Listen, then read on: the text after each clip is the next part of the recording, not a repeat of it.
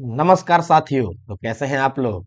एक बार फिर से आप सभी लोगों का स्वागत है हमारे YouTube चैनल पर, जहां हम लोग डेली करेंट अफेयर सीरीज शुरू किए हुए हैं। तो चलते हैं सवालों की ओर। और ध्यान रखना है, हम लोगों को इस साल बहुत सारे जॉब्स आने वाले हैं, बहुत सारा। तो पूरे का तैयारी करना है, उसके लिए करंट अफेयर से हमको जुड़ा ही रहना होगा। चलते हैं सवालों का सिलसिला शुरू करते हैं। पहला सवाल आपके स्क्रीन पे आ गया है। हाल ही में एनडीआरएफ का स्थापना दिवस जो है कब मनाया गया है। एनडीआरएफ आपको पता होगा, नहीं पता है तो लिख लीजिए। इसको बोलते हैं नेशनल डिजास्टर रेस्पॉन्स फोर्स। तो आपदा जो आता है, इसको हिंदी में क्या बोलेंगे, राष्ट्रीय आपदा। तो उसके लिए जो रेस्पॉन्स करता है, उसके लिए एक फोर्स बनाया हुआ है पूरा का पूरा। देखते होंगे कहीं पे भी किसी तरह का क्या हो गया, बाढ़ आ गया, या कहीं पे कुछ सुनामी आ गया, या कहीं पे भूस्खलन हो गया, तो वहां पे एक स्पेशल तरह का फोर्स काम करता है, जिसको क्या बोलते हैं, एनडीआरएफ बोलते हैं। तो इसका स्थापना दिवस कब मनाया गया है? विकल्प है आपके पास 18 जनवरी, 19 जनवरी, 17 जनवरी, या फिर 16 जनवरी, 17 जनवरी। ठीक है। तो इसका सही जवाब क्या है साथियों? सही जवाब है इसका 19 जनवरी। देख सकते हैं यहाँ खबर है, खबर भी बना हुआ है। गृह मंत्री जो है हमारे श्री अमित शाह, वहां राज्य सरकार के में गए हुए थे, तिरुपति में। तो वहां क्षेत्रीय फॉरेंसिक विभाग का तो उद्घाटन किए ही है, साथ ही साथ राष्ट्रीय आपदा मोचन बल जो है एनडीआरएफ, उसके भी 20वें स्थापना दिवस में मुख्य अतिथि के रूप में भाग लिए हैं। देख सकते हैं, नेशनल डिजास्टर रिस्पांस फोर्स का डे मनाया जाता है। देखिए यहाँ पे ये लोग पूरा का पूरा लोग जो भी यहाँ जनता है जो पीड़ित है उसको बचा रहा है, और ये इनका खास वर्दी है। इसी वर्दी में ये लोग बचाते हैं। ठीक है। चलते हैं अगले सवाल की ओर। अगला सवाल है हमारा, क्या सवाल है भाई? हाल ही में चीन में ज्यूक्वांग सैटेलाइट लॉन्च सेंटर, अच्छा हाँ, चीन में ज्यूक्वांग लॉन्च सेंटर है, सैटेलाइट लॉन्च किया जाता है। तो यहाँ किस देश के उपग्रह का सफल परीक्षण हुआ है, किस देश का? तो चीन का कोई मित्र देश ही होगा। चलते हैं देखते हैं। विकल्प है हमारे पास पाकिस्तान, हो सकता है, पाकिस्तान तो मित्र है ही, इसका तो गोद लिया हुआ है। ठीक है। फिर उसके बाद भारत, भारत के पास तो अपना इसरो है, ये क्यों दूसरे के पास जाएगा? श्रीहरिकोटा से यहाँ से सैटेलाइट लॉन्च होता है। नेपाल, नेपाल तो भारत के ऊपर निर्भर रहता है। बांग्लादेश, बांग्लादेश पाकिस्तान में से कोई हो सकता है। तो इसका सही जवाब है साथियों पाकिस्तान, पाकिस्तान। बांग्लादेश में तो अभी रिजीम चेंज हुआ है, आप लोग को पता होगा, यूनुस खान आए हुए हैं। ठीक है। तो पाकिस्तान में ये देखिए, पाकिस्तान का झंडा भी बना दिया है सैटेलाइट के ऊपर, झंडा देख सकते हैं। एक चांद है, एक तारा है, एक आधा कटा हुआ चांद तारा, तो ये क्या है, पाकिस्तान हो गया। देखिए यहाँ पे रॉकेट रॉकेट लॉन्च हो रहा है। तो चीन के जिक्वांग लॉन्च सेंटर से क्या किया गया है, 12:07 पर यहाँ से छोड़ा गया था, और यहाँ से PRSC EO-1 का परीक्षण कर दिया गया है। और ये अपना जो निर्धारित कक्ष है, जिस ये धरती है, तो धरती के चारों तरफ जो निर्धारित कक्ष है, उस कक्ष में भी इसको स्थापित कर दिया गया है। अब ये चक्कर लगाता रहेगा पाकिस्तान का। और ये करेगा क्या? तो धरती पर नजर रखेगा। इसका काम क्या रहेगा? तो पृथ्वी पर नजर रखेगा। चलते हैं अगले सवाल की। और अगला सवाल हमारा क्या है? अगला सवाल है, हाल ही में किसे पाकिस्तान का नया मुख्य न्यायाधीश, अच्छा मुख्य न्यायाधीश बताइए पाकिस्तान का किसे नियुक्त किया गया है? तो विकल्प है आपके पास इमरान खान, आलिम डार, ताहिर या जमान, या फिर याहया अफरीदी। तो इसका सही जवाब है साथियों याहया अफरीदी को हाल ही में मुख्य न्यायाधीश, चीफ जस्टिस यहाँ पे बनाया गया है। पता नहीं यहाँ न्याय तो किस तरह से काम काम करता है। न्याय तो यहाँ पता नहीं किसी को मिलता होगा कि नहीं, क्योंकि पूरी तरह से इसमें सेना का इंटरफेरेंस होता है। लेकिन फिर भी इसका सही जवाब है याहया अफरीदी। एक बार खबर देख लेते हैं हम लोग। ये देखिए, पड़ोसी देश है हमारा पाकिस्तान, काफी बवाल के बाद आखिर नए, देखिए यहाँ बवाल हो रहा है। चीफ इलेक्शन कमिश्नर जो चीफ जस्टिस है, तो मुख्य न्यायाधीश के भी नाम का ऐलान करने से पहले बवाल हो जाता है। ऐसा तो देश है बेचारा, क्या करेगा। लेकिन याहया अफरीदी जो है, इनको मुख्य न्यायाधीश बना दिया गया है, यही है। देख सकते हैं इनका पीछे पूरा किताब लगा हुआ है, किताब भी पढ़ते हैं शायद। ठीक है। चलते हैं अगले सवाल की ओर। हाल ही में दिसंबर 2024 में भारत का इलेक्ट्रॉनिक्स निर्यात, अच्छा इलेक्ट्रॉनिक्स निर्यात जो है वो कितना प्रतिशत बढ़ा है? दिसंबर 2024 जो बीता उसमें कितना प्रतिशत बढ़ा है? तो ध्यान रखना है साथियों, इसका जो सही जवाब है क्या है? 35, 35.11%। ठीक है, 35.11% से बढ़ गया है, मतलब पहले से ज्यादा अब निर्यात हुआ है।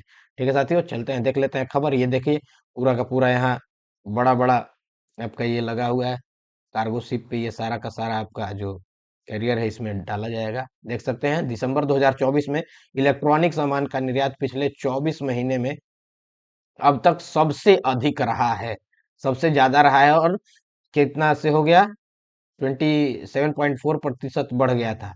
ठीक है, ये पिछले बार का है। जब कब हुआ था, 2024-25 के अप्रैल से नवंबर में। लेकिन यही जब इलेक्ट्रॉनिक निर्यात देखा गया है कब, दिसंबर 2024 में। देखिए कंफ्यूज मत होइएगा आप लोग, दिसंबर 2024 में जब देखा गया है तो 35.1%। देखिए ऊपर ही लिखा हुआ है वृद्धि हुई है, मतलब बढ़ गया है। ठीक है साथियों, ध्यान रखिएगा इसको। चलते हैं अगले सवाल की ओर। अच्छा देख लीजिए कितना का हुआ था, पिछले बार हुआ था 17.66 बिलियन डॉलर का। और अब इस महीना जो हो गया है अभी वो बढ़ गया था, तो ये 35 इससे 1-1% और ज्यादा हो गया है, मतलब और ज्यादा बढ़ा ही है। ठीक है, चलते हैं अगले सवाल की ओर। अगला सवाल हमारा क्या है, जीआई टैग प्राप्त सिल्वर फिलिगरी। अच्छा सिल्वर फिलिगरी जो है इसको किस देश किस राज्य का है, किस राज्य का है भाई, बताना है किस राज्य का। तो ये है आपका मणिपुर, उड़ीसा, अरुणाचल प्रदेश या फिर राजस्थान। तो ये ध्यान रखना है साथियों, ये इसका सही जवाब है उड़ीसा, उड़ीसा का है। देख सकते हैं यहाँ बहुत खूबसूरत यहाँ दिखता है, ये देखिए चांदी का तस्करी किया हुआ सरकसी ये है। देखिए कितना खूबसूरत दिख रहा है, इसको जीआई टैग मिल गया है। ठीक है, जियोग्राफिकल इंडेक्स अब यहाँ सिर्फ इसी को इसका क्या रहेगा, आपका बनाने का अधिकार रहेगा। चलिए देखिए भौगोलिक उपदर्शन, जियोग्राफिकल इंडेक्स दे दिया है, टैग दिया गया है। और ये कहाँ है, कटक, कटक यहाँ पे लिखा हुआ है। कटक का प्रसिद्ध तार चांदी तारकसी है। ठीक है, जीआई टैग का अनुरोध करते हुए आवेदन किया था 2021 में ही, लेकिन उसके बाद अब जाके दिया गया है। क्षेत्रीय विशेषता से जुड़ा हुआ है, सिर्फ इसी क्षेत्र में इसको पाया जाता है। जहां भी जीआई टैग, मान लीजिए कोई सामान है उसको जीआई टैग मिल गया, तो जहां का होगा वहीं का। जैसे बिहार में है तो कोई बिहार का अगर लीची है तो वहाँ लीची का उसी को दिया गया है। अगर किसी दूसरे राज्य का आम है तो आम का महाराष्ट्र को दिया गया है। इस तरह से अलग अलग राज्य को दिया जाता है साथी। ठीक है, चलते हैं अगले सवाल की ओर।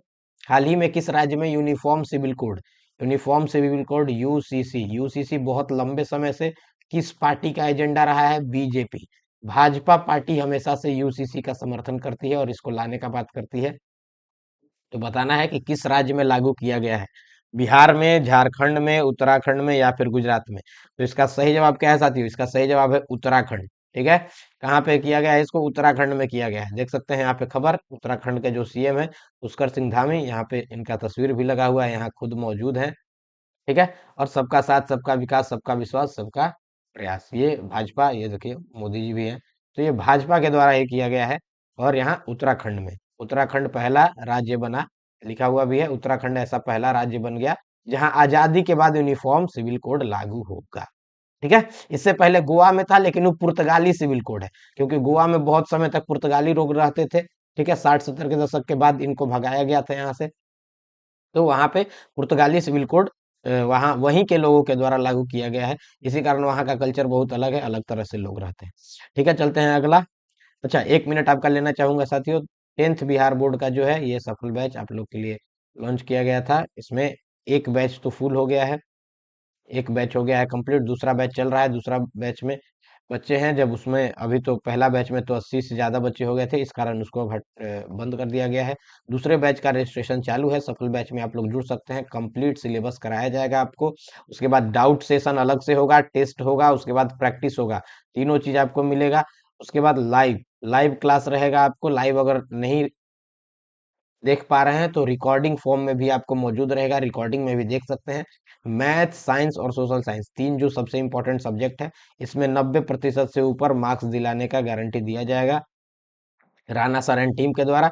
ये सारे शिक्षक जो हैं ये बिहार सरकार में बीपीएससी में शिक्षक की भूमिका में भी हैं, तो इनको बढ़िया आइडिया है बताने का भी। और फी देख लीजिए, फी तो कुछ है ही नहीं, न के बराबर फी है, मात्र 249, मात्र 249 रुपीज इसका फी है। आप लोग जुड़ सकते हैं, अपने छोटे भाइयों को जोड़ सकते हैं।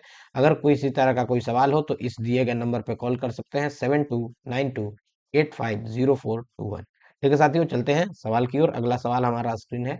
अच्छा ये आ गया, हाल ही में संचार साथी ऐप कम्युनिकेशन से जुड़ा हुआ है। कम्युनिकेशन में हाल ही में क्या है, साइबर क्राइम बहुत ज्यादा मात्रा में बढ़ रहा है साथियों। आप लोग को पता होगा साइबर क्राइम का बहुत ज्यादा केस आ रहा है जिसमें डिजिटल अरेस्ट किया जाता है। तो डिजिटल अरेस्ट का एक तरह का नया जो है चलन चला है। इसमें क्या है कि डिजिटल अरेस्ट में बैठा करके और मूर्ख बनाया जाता है, पैसा भी ठगा जाता है, बहुत तरह का जालसाजी किया जाता है। साइबर क्राइम बहुत बढ़ गया है, उसी को टैकल करने के लिए, उसी को हैंडल करने के लिए संचार साथी ऐप लॉन्च किया गया है। तो किसने किया है तो बताना है साथियों। आपके पास जो ये है विकल्प है, नरेंद्र मोदी, नीतीश कुमार, अमित शाह या फिर ज्योतिरादित्य सिंधिया। तो इसका सही जवाब क्या है साथियों? इसका सही जवाब है ज्योतिरादित्य सिंधिया। देख सकते हैं यहाँ खबर भी है, खबर भी देख लीजिए आप लोग। दूर संचार विभाग के जो मंत्री हैं यहाँ पे यही है। और यहाँ पे देखिए इस तरह से दिखेगा, संचार साथी मोबाइल ऐप, यहाँ से स्कैन करके डायरेक्ट डाउनलोड कर सकते हैं। ठीक है, देखिए आईओएस यूजर के लिए भी उपलब्ध है, ऐसा नहीं है कि सिर्फ एंड्रॉयड के लिए है। एंड्रॉयड के लिए भी है और आईओएस के लिए, और फ्री में डाउनलोड करना है। फ्री में डाउनलोड करिए और यहाँ पे क्या करिए, इस्तेमाल करिए। किसी भी तरह का साइबर स्कैम हो, किसी तरह का फ्रॉड हो, तो उसका शिकायत करने में मदद करेगा संचार साथी ऐप। तुरंत इससे शिकायत करिए कि मेरे साथ इस तरह का घटना हुआ है। जो भी उस फ्रॉड में शामिल होगा, जो दोषी होगा, उसको तुरंत पकड़ा जाएगा, गिरफ्तार किया जाएगा। चलते हैं अगले सवाल की ओर। अगला सवाल है हमारा, हाल ही में जीजा माता सम्मान समारोह कहाँ आयोजित किया गया है? जीजा माता सम्मान समारोह जो होता है, ये खिलाड़ी एवं सैनिक के लिए नहीं है, इनकी माताओं के लिए है। ठीक है, इनकी माताओं को सम्मान दिया जाता है, माताओं को सम्मान देने के लिए यह समारोह किया जाता है। तो बताना है कि हाल ही में कहाँ आयोजित कराया गया है। ठीक है, तो विकल्प है आपके पास गोवा, पटना, रांची या फिर भोपाल। तो इसका सही जवाब क्या है साथियों? भोपाल, मध्य प्रदेश। मध्य प्रदेश में भोपाल में कराया गया है। देख सकते हैं यहाँ खबर भी बना हुआ है कि मुख्यमंत्री डॉक्टर मोहन यादव जो हम नए मुख्यमंत्री बने, अच्छा ये भी मुख्यमंत्री ध्यान रखना है आपको कि बीजेपी के हैं, भारतीय जनता पार्टी जो है, भाजपा, उसी के हैं ये। ठीक है, और यहाँ देखिए माताओं को, यहाँ पे माता जी हैं, इनको सम्मान दिया जा रहा है। और ये क्या बोल रहे हैं, जीजा माता सम्मान समारोह महिला सशक्तिकरण और समाज में उनके योगदान को सम्मानित करने के उद्देश्य से ही किया गया है। इससे क्या होगा, इन लोगों को और आगे बढ़ने का मौका मिलेगा। ठीक है साथियों, महिला सशक्तिकरण की योजना और नीतियों का जिक्र भी किया है और बताया है कि इसी के लिए ये सारा प्रोग्राम किया गया है। चलते हैं अगले सवाल की ओर। अगला सवाल है हमारा, हाल ही में हुए 2025 खो खो विश्व कप। अच्छा 2025 में अभी खो खो विश्व कप चल रहा था, अभी हमने बताया था कि चल रहा है, और इसका खिताब जीत लिया गया है। किस देश ने जीता है? तो बताना है आप लोग को। विकल्प है आपके पास, भारत, पाकिस्तान, चीन या फिर नेपाल। बताना है साथियों, क्या लगता है कौन सा सही होना चाहिए? तो हमारा देश भारत, भारत ने जीता है यह खिताब। और सिर्फ एक ही टीम नहीं, इसका जो पुरुष टीम है, मेल टीम तो जीता ही है, साथ ही साथ फीमेल टीम भी जीत चुकी है। दोनों टीम एक साथ। और मेल टीम जितने अंतर से जीता है, उससे ज्यादा अंतर से फीमेल टीम जीती है साथियों। तो ये बहुत ही गौरव का पल है हमारे लिए। महिला सशक्तिकरण का जो हम बात करते हैं, उसके आपको साफ दिख रहा है कि महिलाओं को अगर मंच दिया जाए तो वो पुरुषों से आगे निकल सकती हैं। देख लीजिए साथियों, भारतीय पुरुष खो खो टीम ने फाइनल में नेपाल को 54-36 से हराया है, जबकि महिला टीम ने कितना, 78-40 से। समझिए कितना बड़ा गैप था, और इन्होंने दोनों टीम किसको हराया है? नेपाल को ही हराया है। दोनों टीम नेपाल को हराकर यह खिताब जीता है। देख सकते हैं यहाँ पे भारतीय झंडा के साथ पूरा का पूरा टीम है, यहाँ पुरुष टीम भी है और यहाँ पे महिला टीम भी है। ठीक है साथियों, चलते हैं अगले सवाल की ओर। अगला सवाल है, हाल ही में ककबोरक दिवस कब मनाया गया? अच्छा ककबोरक दिवस बताना है कब मनाया गया है। ये भाषा के लिए मनाया जाता है। इसके लिए भाषा, किसी भी राज्य का भाषा है। अब ये राज्य कौन सा है, राज्य भी आप लोग देख लीजिए, जान लीजिए, तो त्रिपुरा है।